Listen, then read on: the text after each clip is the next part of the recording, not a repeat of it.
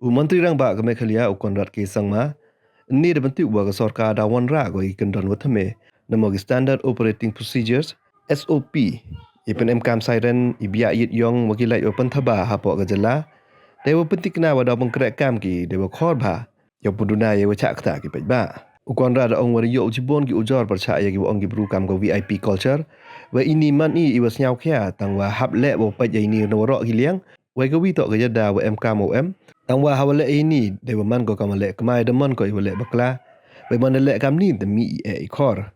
de betip ule waradep khut yilang u hakati ya wadep bo em lang sumbut menteri rang ba u pai le chnat kampo yung u preston tinsong u chief secretary DGP wa chnat plit yo pungkre de ki SOP yo chimrai kiwon wa yi upen mkam Siren ki tinted glasses bo ki flickering lights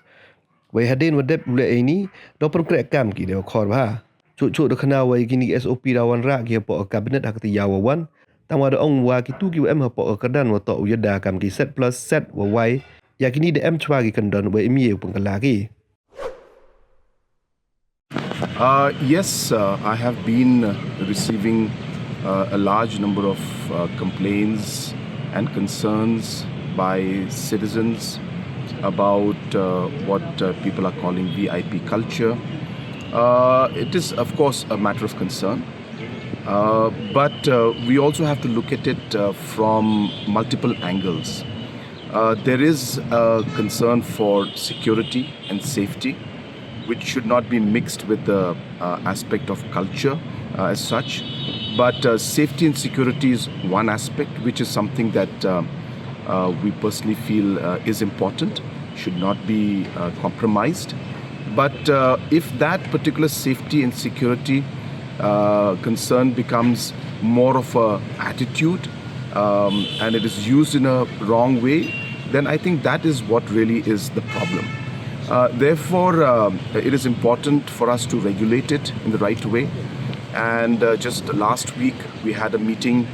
with the Deputy Chief Minister in charge Home and all the other officials, the DGP,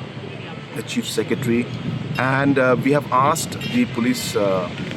department to prepare an SOP as to who can use sirens and who cannot, and who can have tinted glasses and who cannot, and at the same time the flickering lights, who can put and who cannot, and very strictly implement those provisions and ensure that the protocols that need to be followed while